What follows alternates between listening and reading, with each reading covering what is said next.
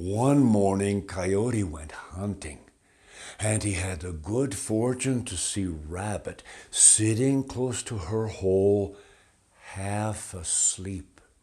He crept up close, and then he pounced on the rabbit and grabbed her around the throat with both hands. Coyote said, "Ho, ho, ho, ho, I got you this time, Rabbit. You're going to make a good breakfast for me." Well, of course, Rabbit was frightened, but very quickly she got her wits back again.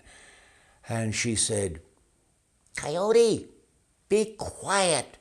He's going to hear you and he'll shoot us both." That's not what Coyote expected to hear. He said, "Who?" And the rabbit told him, "That hunter. Didn't you see him pass by with his gun?" Coyote didn't want to be caught off guard by a hunter. He looked around. He said, "I don't see anyone." Rabbit said, "He came by just a little while ago. I was so scared I shook all over." And to show what she meant, the rabbit gave herself a good strong shake, and that startled Coyote a bit, and he loosened his grip on her neck. Rabbit was able to shake free, and she ran away. Coyote ran off right behind her. They went dodging through the desert. It was hard to see who was going to win. But suddenly, Rabbit turned sharply to the left and ran down another hole.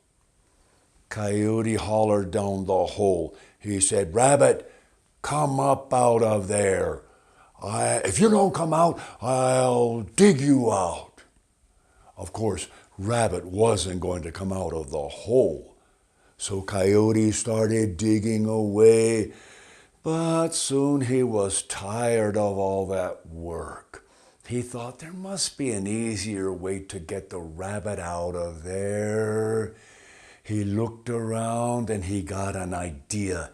He said, "Rabbit, you may as well come up out of there, because if you don't, I'm going to build a fire and smoke you out."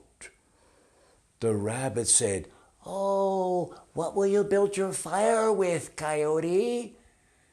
Coyote looked around and he said, "I'll just gather some dry grass and burn it." Rabbit told him, "The grass won't smoke me out. Grass is my friend. It feeds me. It lets me hide in it." Well, of course, many times Coyote had seen Rabbit eating grass, and Rabbit had also escaped from him before by hiding in the grass. It must be true. The grass was the rabbit's friend.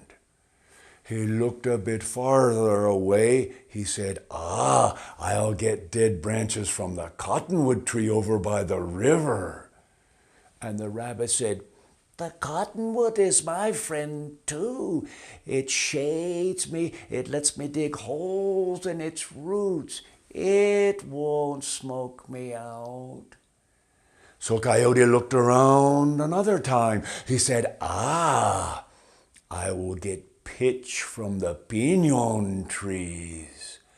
And Rabbit said, "Oh, no, don't do that, Coyote. The pinon is not my friend."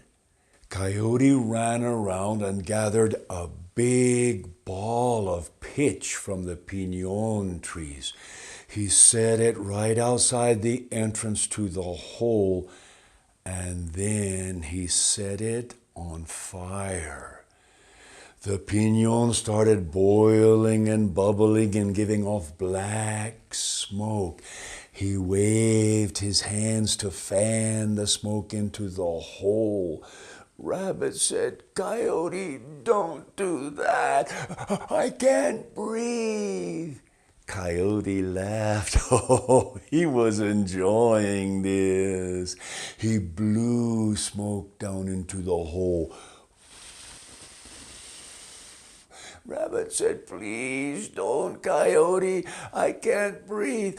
I'm suffocating." Coyote was really enjoying this. He put his muzzle right next to that burning, seething puddle of pitch, and he blew as hard as he could.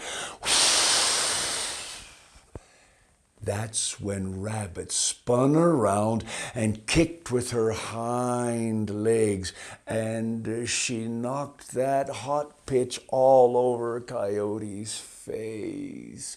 He jumped back howling. He reached his paws up to his face, and they got burned with the hot pitch as well. Coyote ran away from there. He came to a stream and he plunged his head under the water. And then when he pulled his head out of the water, he noticed that the choke cherry trees on the other side of the stream were full of fruit. He thought that would make a better breakfast than Rabbit anyway. He ate until he was full of choke cherries, and then Coyote ran away. But to this day, Coyote's muzzle is black, and he has black spots on his paws too.